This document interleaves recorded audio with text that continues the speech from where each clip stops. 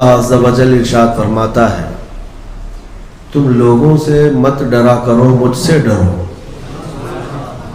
اللہ کا خوف جس کے سینے میں آتا ہے دنیا کے سارے خوف سے اسے آزاد کر دیتا ہے، اور جس نے اللہ کو سب سے بڑا تسلیم کیا پھر وہ دنیا میں کسی اور کو بڑا مانتا بھی نہیں۔ حضور پاک صلی اللہ تعالی علیہ وسلم نے جو سب سے بڑا انقلاب پیدا فرمایا تھا اس کو صحابہ کی زبان سے اگر سنیں گے، جب نجاشی بادشاہ کے دربار میں عیسائی بادشاہ تھا، چند صحابہ آئے، بادشاہ نے ان سے پوچھا تمہارا رسول ہے کون اور تمہارے رسول کی خصوصیت کیا ہے؟ تو صحابہ نے اور سب خصوصیات نہیں، ایک خصوصیت یہ بتائی، ہمارا رسول وہ ہے جو بندوں کے خوف سے اور بندوں کی عبادت سے ہمیں آزاد کر کے خالق کی عبادت میں لگاتا ہے۔ بندوں سے، مخلوق کی خوف سے اور مخلوق کی عبادت سے نکال کر ہمیں خالق کی عبادت میں لگاتا ہے، یہ ہمارے رسول کی خصوصیت ہے۔ اور جب تک اس خصوصیت پر آپ عمل پیرا ہوں گے دنیا کی کوئی طاقت تمہیں خوف زدہ نہیں کر سکتی۔ قیصر و کسریٰ کون تھے؟ قیصر روم کے بادشاہ کو کہا جاتا ہے اور کسریٰ ایران کے بادشاہ کو کہا جاتا تھا۔ اس زمانے میں ان کی حیثیت ویسی تھی جیسے آج امریکہ اور رشیا کی ہے، یا امریکہ اور چائنا کی ہے۔ سپر پاور کی دوڑ میں وہ دونوں طاقتیں پوری دنیا پر قابض تھیں۔ قیصر اور کسریٰ کا نام ہی کافی تھا پوری دنیا میں، اتنے طاقتور وہ بادشاہت تسلیم کی جاتی۔ روم کا بادشاہ قیصر ہوتا، ایران کا بادشاہ کسریٰ ہوتا، جن کے پاس لاکھوں کی فوج تھی، بے پناہ ان کے پاس اسلحے تھے، لوٹے ہوئے مارے ہوئے کئی ملکوں پر ان کی اجارہ داری چلتی تھی۔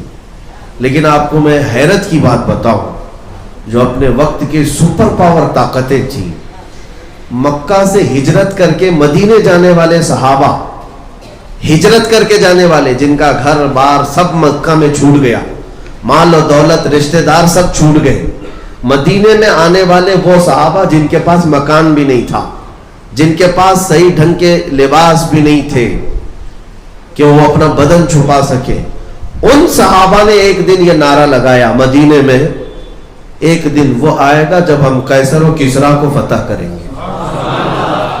زمین و آسمان کا فرق نظر آتا ہے دنیا کو کہ یہ وہ لوگ ہیں جو بے گھر ہوئے ہیں، یہ وہ لوگ ہیں جن کا اپنا اصلی وطن چھوٹ گیا، یہ وہ لوگ ہیں جن کا گھر بار جائیداد سب چھوٹ گئی، اور بات کریں، اگر یہ بات کرتے کہ ہم واپس مکہ کو فتح کریں تو لوگ سمجھتے کہ ہاں ان کا وطن چھوٹا ہے، واپس مکہ یہ فتح کر لیں گے، لیکن یہ نہتے صحابہ سیدھے سپر پاور فتح کرنے کی بات کرتے تھے۔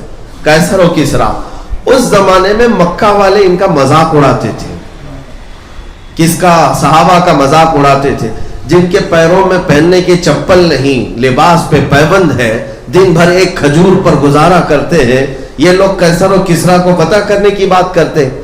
لیکن میرے عزیزوں، جب وہ صحابہ کوئی بات کہتے تھے تو اس کا اثر بھی اتنا ہوتا تھا کہ سامنے دشمن اگرچہ انکار کر دیتا کہ تم سے کچھ نہیں ہوتا، لیکن خوف بھی رہتا تھا دل کے اندر کہ یہ بول رہے ہیں تو شاید کچھ ہو بھی جائے، یہ بول رہے ہیں تو شاید کچھ ہو بھی جائے، یہ خوف دنیا میں طاری رہتا تھا۔ اب میں آپ کو بتاؤں، ان بڑی طاقتوں پر خوف طاری کرنے والا ایک امیر المومنین عمر ابن خطاب، قیصر و کسریٰ نے دیکھا کہ یہ دعوے پہ دعوے کیے جا رہے ہیں، ان کے پاس کون سی طاقت ہے، اپنے ایک قاصد کو بھیجا کہ جا عمر کی تلاشی لیا، مسلمانوں کا جو بادشاہ ہے وہ کتنا پاورفل ہو چکا اور کتنا آج طاقت جمع کر چکا ہے جو آج قیصر و کسریٰ کو پلٹنے کی بات کرتا ہے۔ ایک قاصد مدینے آیا، صحابہ سے ملاقات کی اور کہا تمہارے بادشاہ سے ملنا ہے۔ تو صحابہ جو موجود تھے انہوں نے ہنس کر کے کہا ہمارا بادشاہ ہوتا ہی نہیں، ہمارا بادشاہ نہیں ہوتا۔ تو پھر کہا کیا ہوتا ہے؟ کہا وہ امیر المومنین ہوتا ہے، غلام رسول ہوتا ہے۔ کہا اچھا وہ امیر المومنین کا محل کہاں ہے؟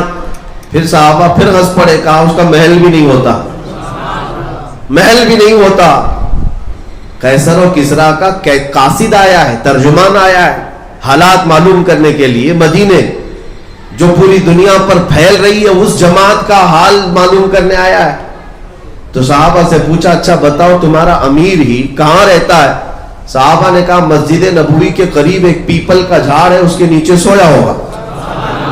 دوپہر کا وقت ہے. یہ پتہ کس کا بتایا جا رہا ہے؟ اس عمر ابن خطاب کا جس سے پورا قیصر و کسرا تھرا رہا ہے.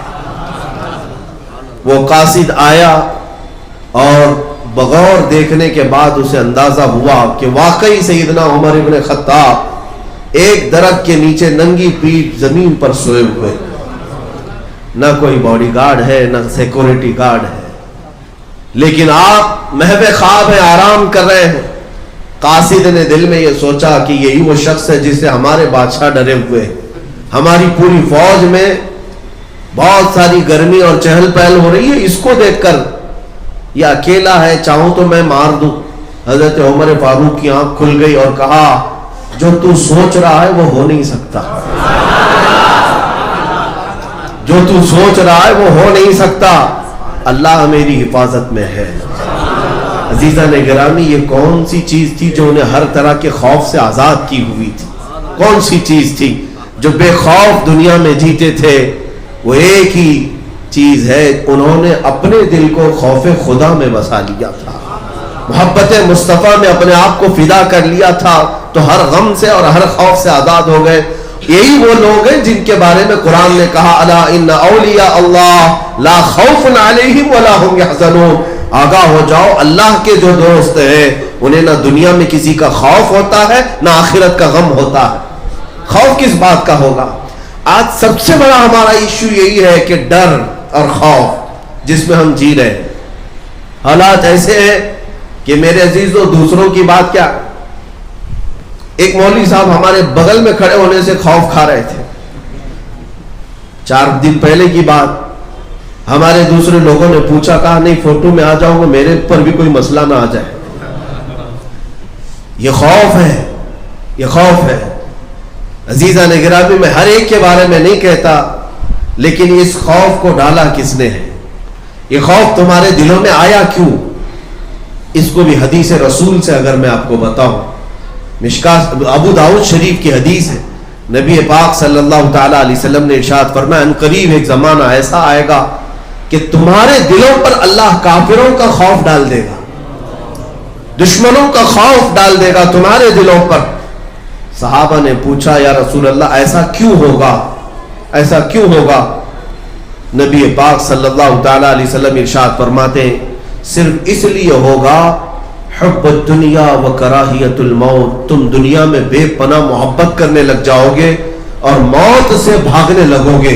جب یہ 2 چیزیں تمہارے اندر آ جائیں, صرف دنیا دنیا دنیا اور موت سے خوف, موت سے ڈر, تو رب تعالیٰ کے حبیب فرماتے ہیں اللہ تمہارے دلوں پر ظالموں کا خوف ڈال دے گا.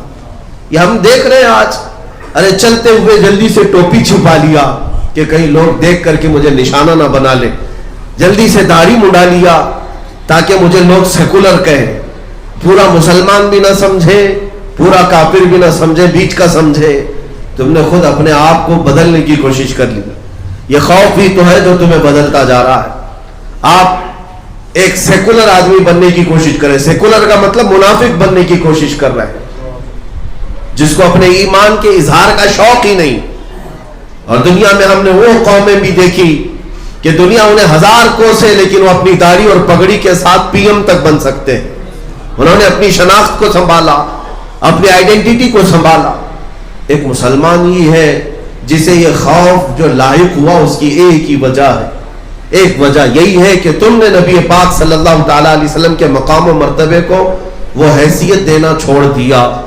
ابھی 2 دن پہلے کی بات ہے, سوشل میڈیا پہ بہت ساری باتیں چلتی رہتی ہیں, میسیجز یہ گردش کر رہے تھے کہ علماء کی عوام جو ہے قدر نہیں کرتی. مسلمانوں میں ہر جگہ جو ائمہ مساجد ہیں وہ محروم ہیں, ان کو لاوارث رکھا جاتا ہے, ان کی تنخواہ نہیں دی جاتی, فلاں ان کے ساتھ برا سلوک ہوتا ہے. بہت ساری باتیں چلتی بھی رہتی ہیں. ایک سید زادے وہ بیان کر رہے تھے کہ عوام کا اپنے ائمہ کے ساتھ بہت برا سلوک ہے.